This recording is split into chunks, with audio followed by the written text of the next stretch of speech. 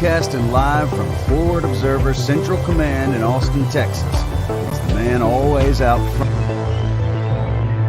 You're listening to Out Front with Mike Shelby.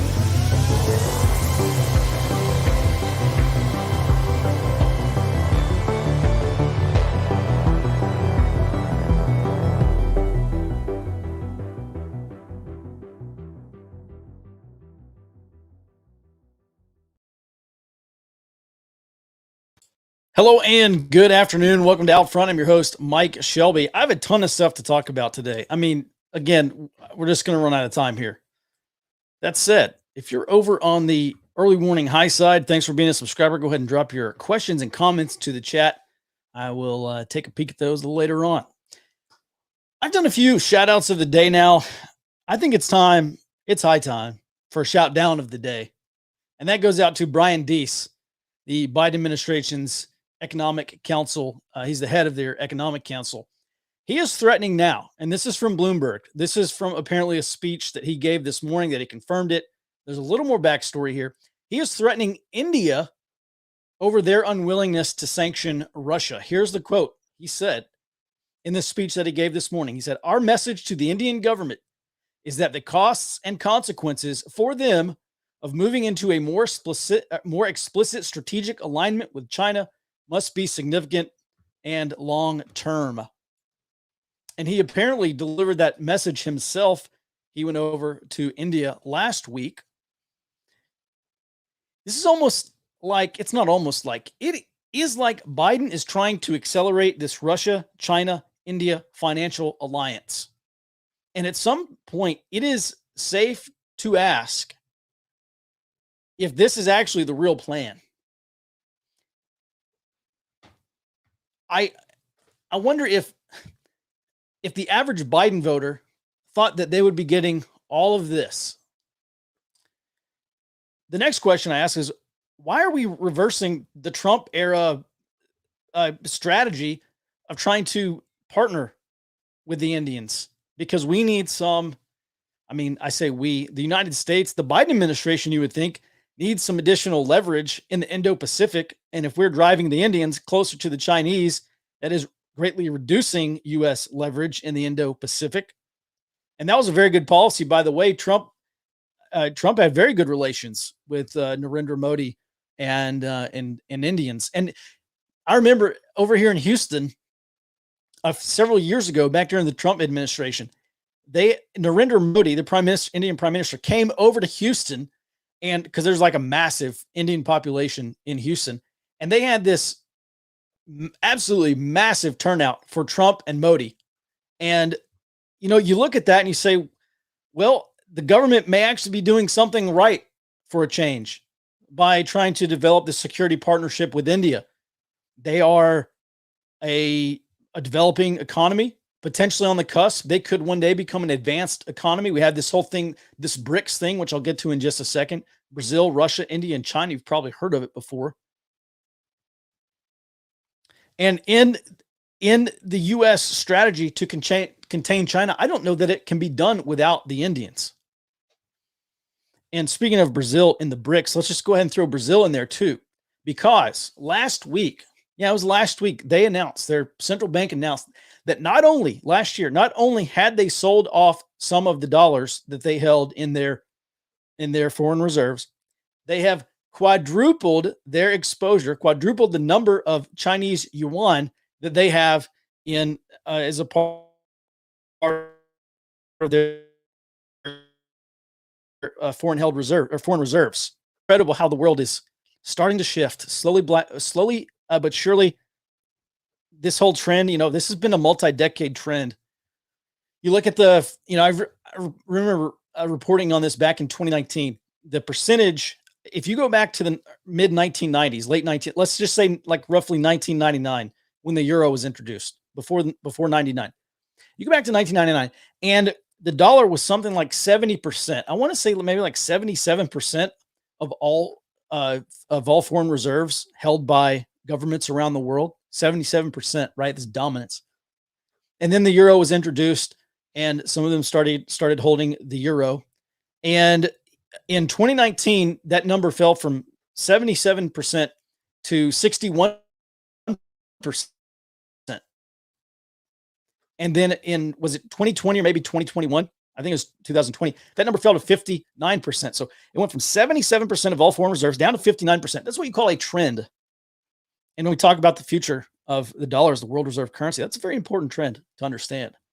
And it just seems like the Biden administration is hell-bent on accelerating that process. By the way, it's going to get much worse. I got some pretty alarming stuff I'm going to have tomorrow in my Thursday economic early warning report. Pretty incredible stuff. You'll just have to wait for tomorrow. By the way, let's stay on finance here just for a second. And do you remember this? How long ago was this? 6 months ago? Maybe a year ago? Probably a year ago. Do you remember when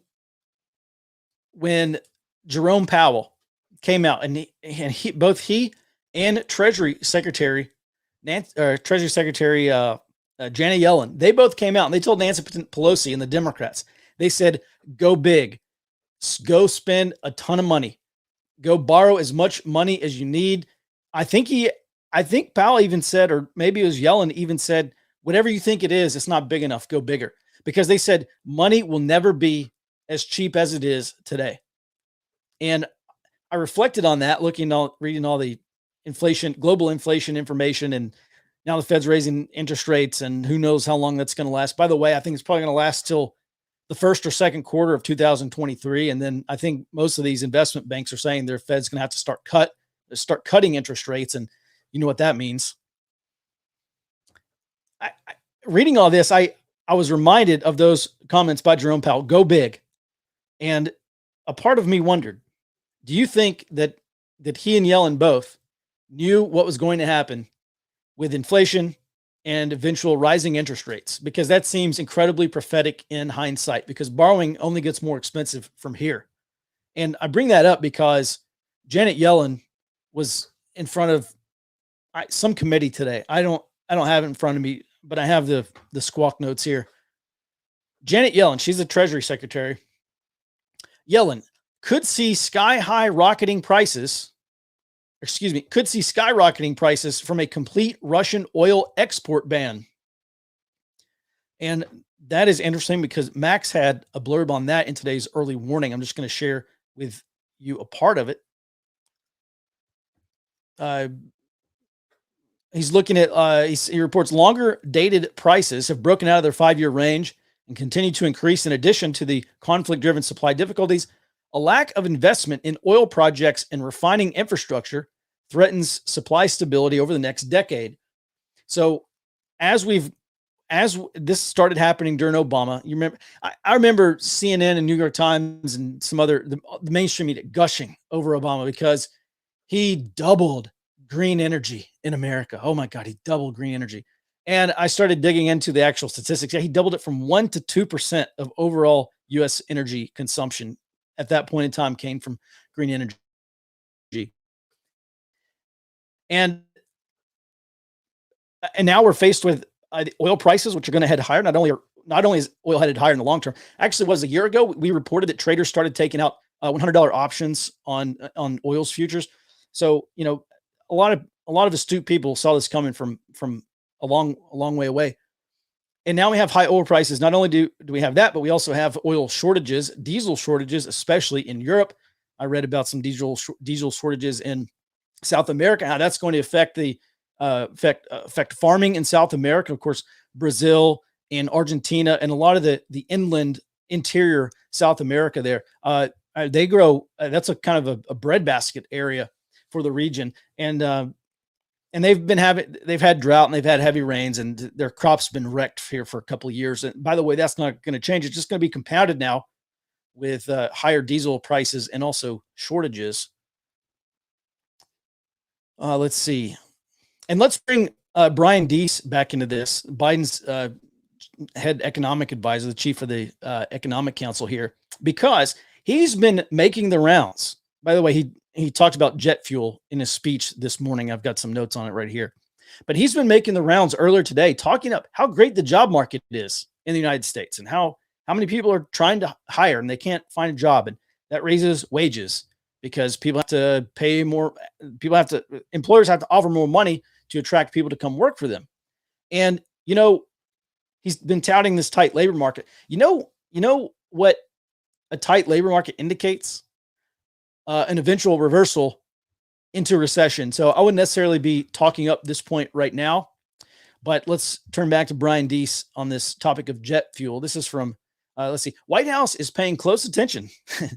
feel very safe, feel better. White House is paying close attention to jet fuel. This is from Reuters. Quote, costs in the United States for jet fuel have surged, particularly on the East Coast, which largely relies on shipments on the Texas to New Jersey Colonial Pipeline for refined production, as well as imports from Europe. Good luck flying around in your solar-powered 737s when you go on vacation, America. This is the Green New Deal plan for you. Even though they didn't pass, they're still trying to jam segments of that bill into these other spending bills. Hey, by the way, we're going to change topics real quick and start talking about Russia for a while. On the topic of Colonial Pipeline,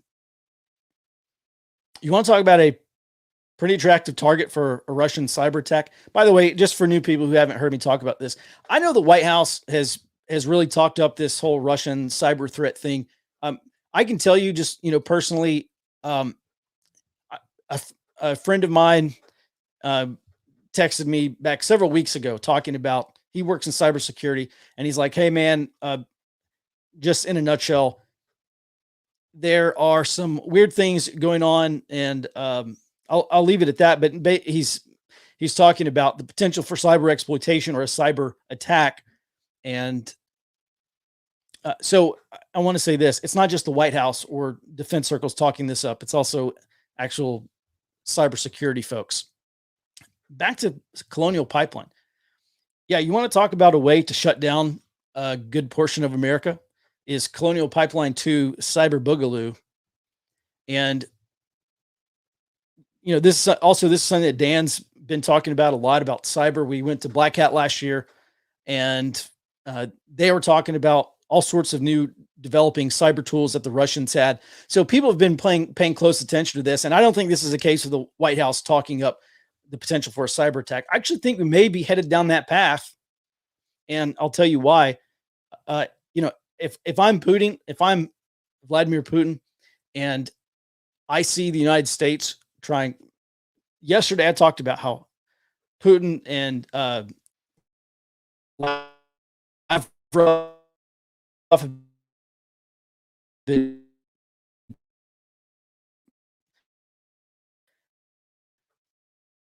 talking about the United States.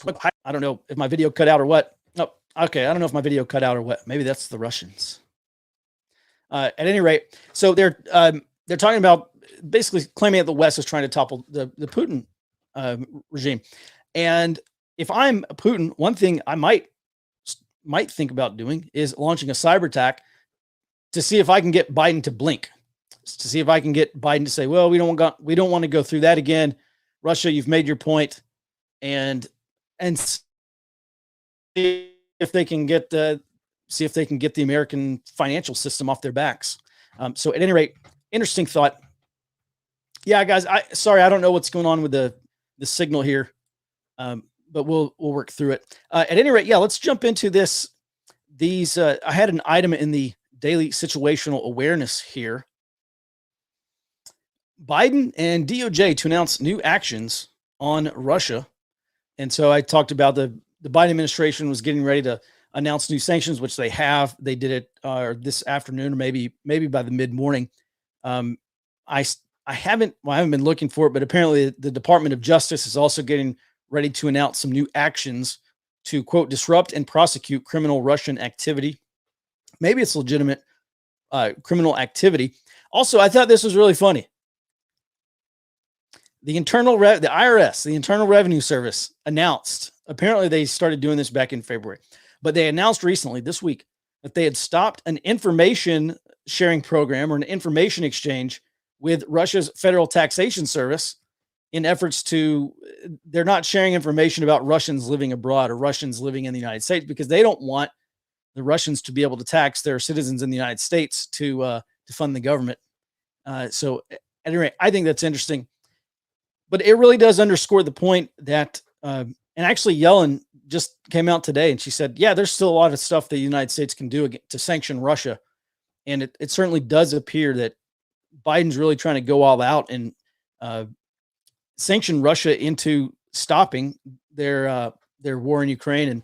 And I'm just not sure that's going to happen. I think the most likely scenario is Russia is able to take the Donbass and maybe there's a ceasefire agreement. By the way, you want to talk, I don't know why everyone's so excited about a ceasefire, because you look at the ceasefire agreements that were in place during the Donbass when the fighting was just limited to Lugansk and Donetsk, and there were thousands of ceasefire violations. So I don't think ceasefire really is going to mean anything.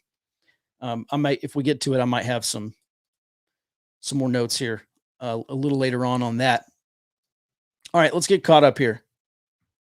By the way, I kind of enjoy doing this. It's a lot more relaxed. I basically just get to talk through my notes of what I'm reading throughout the day.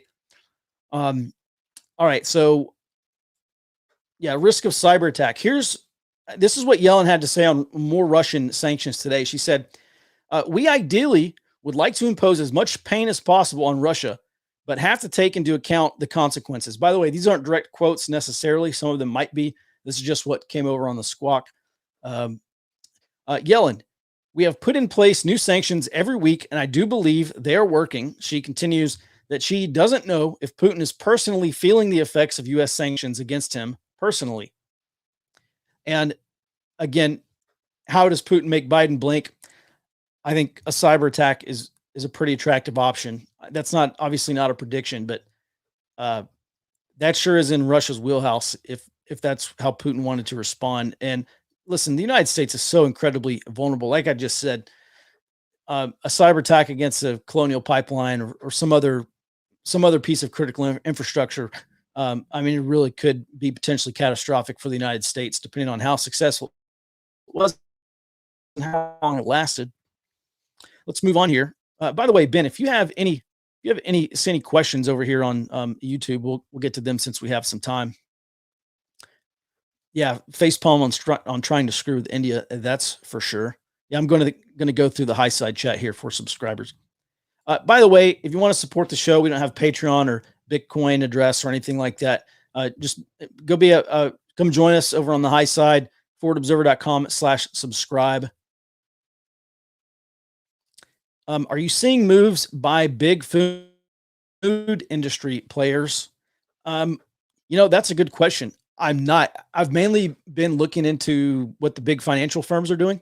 And by the way, they're all telegraphing a lot more problems ahead, especially the second half of this year and into next year. And again, I'll talk about that stuff on tomorrow's high side early warning briefing. Mike, how do I prepare for 2x to 10x or more fuel prices? Electric bike, golf cart. Well, it kind of depends. It really does depend on what your mission is and what you're going to be using it for, where you're going to be. I think if oil prices 10x from here, basically 10x is unaffordable because you're just not going to be able to buy any. I don't think 2x from here is I don't think that's it's not my base scenario, but I mean, I would not be surprised to see oil prices continue to tick up from here, especially since the oil supply globally is so low. And really Saudi Arabia, they've done a pretty impressive job.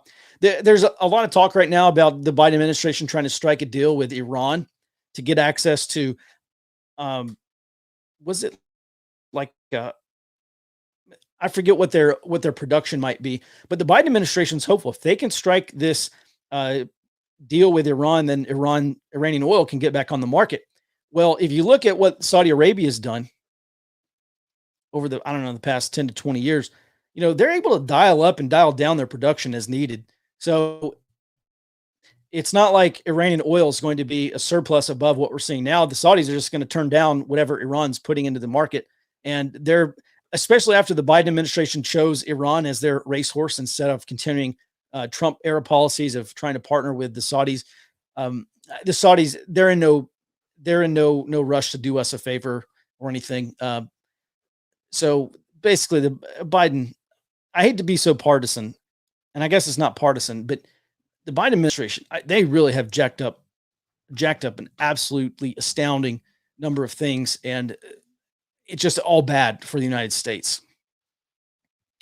What types of facilities do you foresee Russia targeting for a cyber attack? Well, critical infrastructure, it's got to be up there. Oil and gas and financial, the financial sector and oil and gas. People talk about the electric grid, maybe telecoms. Attacking, cyber attack against satellites. I don't know.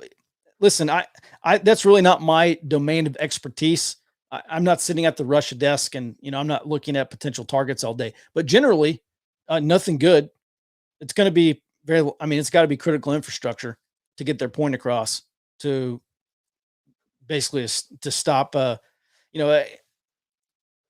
further sanctions. By the way, I think I just saw on Bloomberg earlier that we're sanctioning Putin's children. I don't even know if he what children he has, but I don't know. Apparently, their college scholarship has now been sanctioned by the United States. Let's see. Back to this question about. Oh, this is a comment about motorbikes. Yeah, let me finish answering that question. It depends what your mission is. Is it a daily driver back and forth to work, or is it just to get around town, back to the grocery, to the grocery store and back? Those were, I've seen these electric bikes. Here, let me tell you a quick story about this, because the army has this robotic mule. Okay. And the DARPA and whoever else was involved came out and said, oh, this mule can carry so many kilograms or this many pounds of weight, and it can go for 15 miles on one charge, or whatever the link is. And they play a video of this thing. And you know what it sounds like? It sounds like Terminator. And someone made the comment like, why don't you just use mules? Okay. You don't have to recharge mules. Give them food and water. They'll be fine. They're quiet. Who wants to go, traipsing through the woods or on a mountainside with, Terminator echoing in the valley? And so again, noise considerations. What's your noise pollution? Are you going to be driving at night? Does it have capabilities to, or do you have nods to drive at night? So there's a lot of things that play into that. And it really just depends what your operational requirements are, what your overall mission is. And, we don't have to get into the weeds on your position, but I do want to say that electric bikes, they're quiet. If you have the ability to charge it, I don't see why an electric bike would not be an asset. Like if I had an electric bike, for instance. Again, it depends on your situation and where you are going to be. Should I hold on to dollars, or should I get something else? Surely not Mexican pesos. And while we're at it, should I withdraw from banks in light of cyber attacks? Oof, man, listen, I'm not a financial advisor. I don't, for me personally, if we do go through a period eventually, like if inflation peaks in the second quarter, then we go through a period of disinflation and the dollar should strengthen. So the dollar should strengthen relative to where it is today. So, dollars, I wouldn't get rid of them. I don't know if you're trying to hold currency, I don't know that. I forget which economic law it is, but basically it says people are going to spend the currency with the least value they have. And so if that ends up being dollars, it may very well be that dollars become, kind of day-to-day trade. And as soon as you get paid, you put it in something else. And maybe that's silver or gold, or maybe that's some other kind of store of value. And then when you're ready to spend that value, you just sell whatever you have for dollars and you go spend the dollars for someone who takes that. So, listen, long term, I'm very bearish on the dollar. I think that pending some kind of catastrophe, like monetary collapse, which is not my base scenario, the likelihood is not zero. I just don't think it's very likely. I think, dollars in the short term. I mean, look, you got to have dollars to spend stuff. This is what the government's counting on. You've got to have dollars to pay your taxes. And as long as people need dollars to pay their taxes, there's going to be demand for dollars. Not only that, but if we do, listen, we're already seeing an economic slowdown. I wasn't going to talk about this, but China's PMI numbers came in and they're in contraction territory again. And I would say China's probably on recession watch at this point. And when there is, and you're going to see this in earnings season coming up too. Very, very dour on a lot of these financial firms are very dour on potential what earnings are going to be for U.S. corporations. And when we get into periods of economic and financial volatility, where do people go? They seek safe haven assets. Traditionally, that's been the dollar. I don't know if all these international investors are going to say, well, my money's not really safe in China if they can get by the capital controls, or my money's not safe it's definitely not safe in Turkey or other countries. And maybe there's a rush to buy dollars. I don't know. That may be Gresham's law. So look, like I said, long-term, I'm bearish on the dollar. I don't think this is going to be imminent. And I actually wouldn't be surprised if the dollar actually strengthens relative to its position now. Should you withdraw it from banks? Look, I think it's prudent to have some money set aside for emergencies, some cash in case of anything, in case a card reader goes down at the grocery store, or in case of a cyber attack, or a CME or whatever happens. All right, next question. How will the USA respond to a cyber attack? Are you sure Biden will bend down? The U.S. could strike back and escalate the conflict further. Yeah, absolutely. This is, when they start doing course of action development in the military decision-making process, whatever that is for Russia, this is something they're going to look at. How do we think the U.S. will respond? And it's probably not going to be one thing. They're probably going to list out of, maybe a list of 3 to 5, probably not 3, but maybe 5 to 10 potential courses of action the Biden administration could pursue. And we've heard members of the defense community say absolutely there is a case where a cyber attack will escalate into a physical confrontation. At a minimum, a cyber attack we should see some kind of response in kind. And I don't know what the Biden administration's going to do. We're going into the midterms here. I think if you're Putin at the end of the day, I mean, let's be honest, a power outage in Russia is Tuesday. Okay. A power outage in the United States is a BFD. So I think I'll kind of stick with this thing for now and say, if I'm Putin, I'm looking for a way. Putin's whole thing is escalate to de-escalate, right? You've probably heard that a billion times. So how could Putin escalate to de-escalate? Well, he could probably have what's called a show of force, or, it may be a very brief cyber attack, and, potentially not as destructive as it could be, just to be a reminder. Look, I don't know. There's a lot of things that Putin could do. I'm just at the point where we've already isolated the Russian economy. They're already unplugged. They can't get any more unplugged. And with China sitting in the background and India sitting in the background saying, yeah, we're going to keep buying your oil. We'll keep buying your stuff from you. At some point, the dam may break, and we may see lots of other countries just say, it's not fair that the United States continues to dictate financial comings and goings of the world. This is not a financial system we want to be a party to, and it's going to be painful for everyone. However, we may come out ahead eventually if we join this financial alliance between Russia, China, and maybe India. Brazil's not really a financial powerhouse, but they sure have a lot of natural resources. And now that we see Russia making these moves to back the ruble, allegedly back the ruble with gold, they have massive amounts of gold, relatively low debt.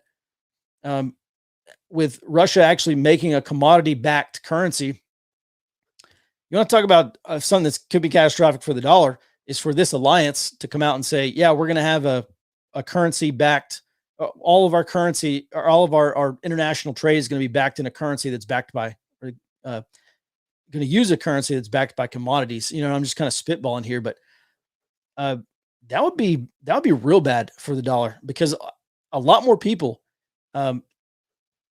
Well, we're getting down into the weeds. I would say the big problem with that is capital markets.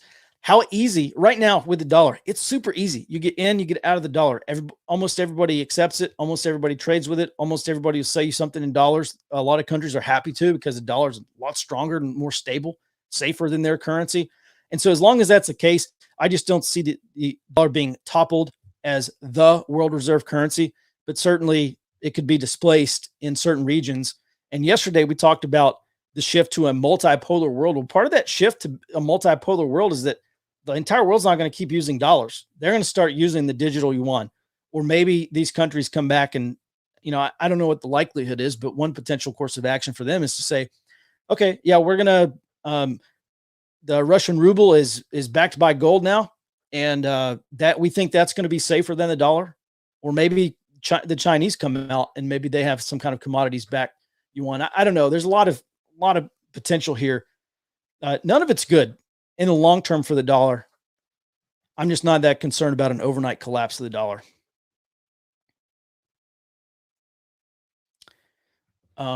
Let's see. Yeah, maybe we'll do one more question here. Ooh, I don't like this question, but what are the chances of a false flag cyber attack? I don't know, man. I don't know. I know false flag is kind of like the flavor of everyone talks about false flags. I have no idea. I really don't know.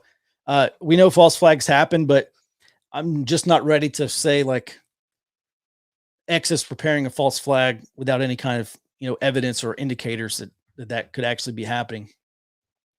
Do you think the Permian Basin will be allowed to drill in the future? This is the ludicrous thing about Biden administration policies. It's not ludicrous. They're doing this on purpose. When you look at Biden, the Biden administration came out the other day and said, "Oh, we're going to try to get more oil imports from Canada." And without Keystone XL, I mean that's going to be a lot more difficult.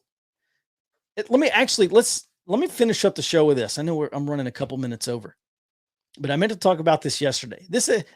Jamie Dimon actually explains this perfectly. He absolutely eviscerates the Biden administration in his letter to shareholders. Jamie Dimon, CEO of JP Morgan. This is direct quotes from his letter. Quote, he says, our policies and U.S. policies are often incomprehensible and uncoordinated. And he says our policy decisions, but U.S. policy decisions frequently have no forethought and no identification of desired outcomes. Look, you would think that this is what the left was saying about the Trump administration. They had no plan. They had no strategy. The stuff was done, and Trump just decided by the seat of his pants what he's going to do, and he's going to drink a Diet Coke, go play a round of golf, and come back and reverse course 180 on whatever decision he told everybody in the morning, which I don't actually think was true. That's actually probably what we're seeing from the Biden administration now. I'll go through another few of these quotes here. Jamie Dimon continues, quote, regulation has dramatically impeded our ability to build good infrastructure in a timely manner. The cost of this is good. The cost of building a highway has more than tripled in 20 years purely because of expenses due to regulations. He continues, our politics are dysfunctional, which has prevented some of our best, brightest, and most competent to want to work in government. He continues again, while we have plenty of economists, academics, and lifetime politicians in government who I know are committed to doing their best, it's a pretty low bar. He continues, we need additional brain power, capabilities, and experience from leaders across all sectors of our society, including business.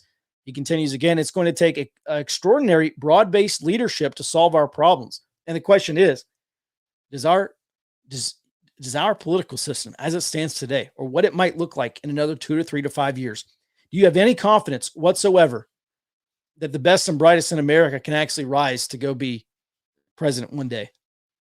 I remain doubtful. And that does it for today's show. Guys, listen, if you want to support the show, please go sign up at Forward Observer. That's forwardobserver.com/subscribe. We do an early warning brief every day. It's an around the world brief. We keep you apprised on what's happening. Every Thursday, I do an economic early warning brief. It's a deep dive into all things financial and economic, not just in the United States, but also the world. I'm telling you, if there's something, our whole goal here as a Forward Observer, at Forward Observer, is if there is something world changing that is going to happen tomorrow, we try to cover it today. And we do our best day in and day out to to find these indicators that you're not going to find on Fox News. You're not going to find it on Reddit or some of these other places. Just because of the access to information that we have now. And we absolutely do our best to keep you apprised of big shifts before they happen. And we will, I'll leave the rest for tomorrow. I'll see you in the morning, economic early warning brief. I'll be back on this show here on YouTube at 2 p.m. tomorrow. Dustin will anchor the daily SA tomorrow right here at 9 a.m. And until next time, be well and stay out front.